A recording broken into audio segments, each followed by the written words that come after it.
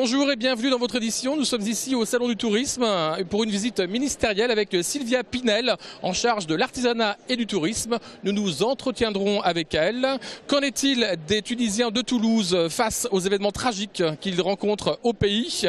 Et enfin, un autre salon jouxte celui du tourisme, c'est le salon des seniors. Les seniors pensent à leur santé, bien-être et gym douce. Salon du tourisme dans le parc des expositions inauguré par Sylvia Pinel, ministre de l'Artisanat, du Commerce et du Tourisme. Enfant de la région Midi-Pyrénées, elle est venue chez Fram en pleine crise, saluer la Tunisie en plein tourment et parler de la fracture touristique. Nous travaillons à trouver finalement, à généraliser une boîte à outils pour aider ceux qui ne peuvent pas partir pour des raisons économiques ou des raisons culturelles et sociales.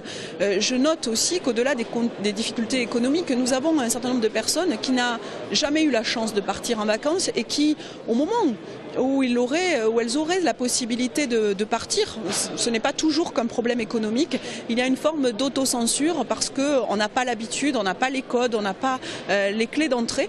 Le tourisme représente 7% de l'économie régionale pour 40 000 emplois. Pierre Cohen a rappelé que Toulouse avait des atouts pour être une visite de week-end, mais pas assez pour un séjour de 4 à 5 jours. La ministre a peut-être une idée, c'est le contrat destination. Pour définir un projet touristique alliant à la fois culture, patrimoine, gastronomie et thématiques diverses qui aujourd'hui, on le voit bien, c'est grâce à la diversité et à l'innovation dans ces thématiques que nous arrivons à séduire la clientèle nationale bien sûr, mais surtout la clientèle internationale. Le salon du tourisme jusqu'au dimanche 10 février.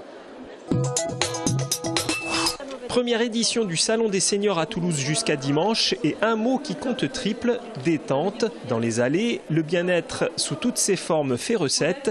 Conférences sur la nutrition, stand de sophrologie ou encore ateliers de Qigong sont au rendez-vous. Je ramène à l'intérieur, je diffuse l'énergie. Donc le Qigong permet de rentrer dans ce qu'on appelle le bien vieillir. Ça prévient au niveau immunitaire, au niveau articulaire. Donc on travaille beaucoup les articulations, l'équilibre, la coordination et tout ça se fait en douceur. Là je suis presque un peu fatiguée. Je sens les muscles qui ont travaillé et voilà. Je pense que c'est très bien pour s'assouplir, pour vider la tête. Se vider la tête et se refaire une santé, tel est l'objectif de ces nombreux seniors attirés par toutes ces disciplines. D'autant plus quand on a mal au dos, quand on est fatigué, qu'on est courbaturé, tout ça, les problèmes de rhumatisme, problèmes de douleur. C'est pas parce qu'on est sans activité que l'on n'a pas certains stress.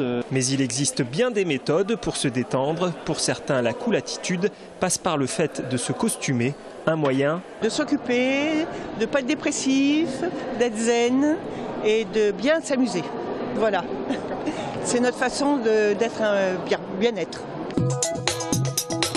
Les Tunisiens de Toulouse aussi sous le choc. L'assassinat de Chokri Belaïd mercredi matin a ranimé la flamme de la révolution en Tunisie. Cet opposant démocrate et pourfendeur des islamistes se disait pourtant menacé de mort lors d'émissions de télévision. La famille du défunt accuse le parti Ennahda, le parti islamiste, de l'avoir fait assassiner. Depuis mercredi, des milliers de personnes se réunissent dans tout le pays pour lui rendre hommage. Mais les tensions restent vives encore aujourd'hui pour ses funérailles. Zaineb, étudiante à Toulouse, était sur place. On a tous été bouleversés. Tout le monde, tous les gens que j'ai croisés, parce que je suis sortie prendre des photos, allaient manifester, moi aussi. Tout le monde avait les larmes aux yeux, était révolté. C'est un acte terrible. Il y a un espoir que ce soit un point où la Tunisie va prendre le chemin d'une vraie démocratie.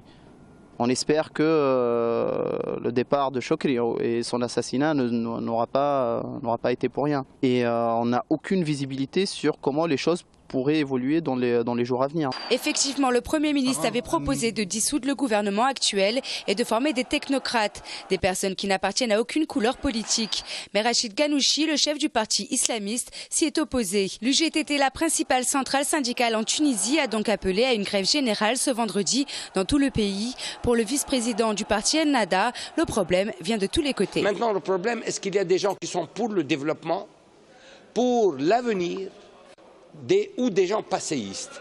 Il y a parmi les différents partis en Tunisie des gens passéistes, parmi les islamistes et parmi les autres partis de gauche. À Toulouse, le NPA a appelé à manifester devant le consulat de Tunisie à l'Échange Jaurès ce soir. Quant à l'association toulousaine Jasmin Tunisie Liberté Démocratie, elle appelle également à s'unir en soutien à son peuple demain 11h, place du Capitole.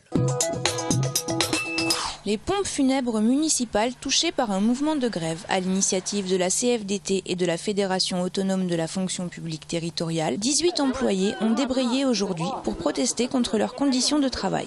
Ils demandent surtout un peu plus de considération de la part de leur encadrement, qui les traite d'une manière particulière, disons, et ensuite qu'il y ait des embauches, car ils n'arrivent pas à assurer toutes les missions qui leur sont affectées. Voilà, à savoir qu'ils fonctionnent en régie et ils refusent pas mal d'enterrements. Ils ont énormément d'heures supplémentaires à faire, qu'ils soient volontaires ou pas d'ailleurs. Voilà. Ensuite, ils demandent de l'embauche de 6 personnes. Entre 4 et 6 personnes. Ils demandent aussi une prime de portage, que la prime de portage soit surévaluée, réévaluée. À la mairie, les chargés du dossier se veulent rassurants et indiquent que les Toulousains ne pâtiront pas de cette grève. Entamées il y a une semaine, les négociations se poursuivent et le mouvement sera reconduit lundi.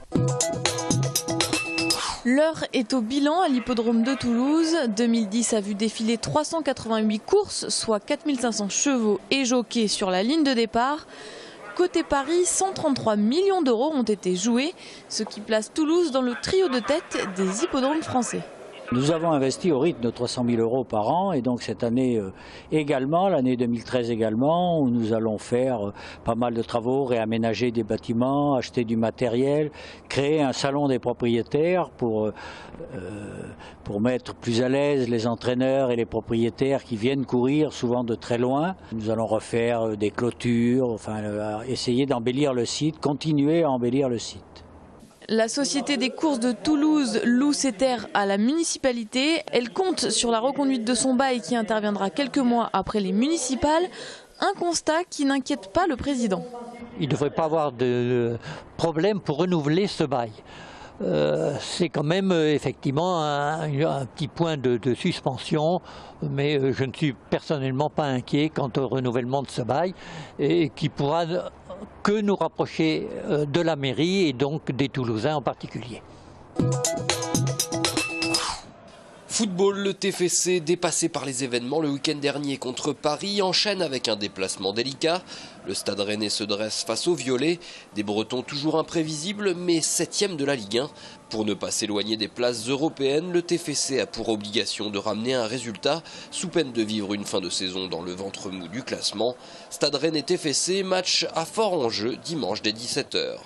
Rugby avec le Stade Toulousain qui tentera de conserver sa 2e place du top 14 coûte que coûte face à Agen à l'occasion de la 17e journée de championnat. Un déplacement ciblé face aux voisins Lot et Garonnais. A noter que cela fait 6 ans et demi que les Agenais n'ont plus battu les Rouges et Noirs. Une stat que les Toulousains vont tenter d'améliorer, même si Guy Novès sera privé de 5 de ses meilleurs éléments retenus avec le 15 de France. Agen Stade Toulousain, coup d'envoi samedi dès 15 h. Et le temps fort de ce week-end sportif, c'est donc le 15 de France qui reçoit le Pays de Galles au Stade de France. Défait en terre italienne pour leur entrée dans le tournoi des 6 nations, les Bleus devront se relever face aux derniers vainqueurs de la compétition. 4 Toulousains seront titulaires, Huget, Dussautoir, Picamol et Maestri. Fritz prendra place sur le banc des remplaçants. Objectif rachat pour le 15 de France face aux Diables Rouges, samedi dès 18 h.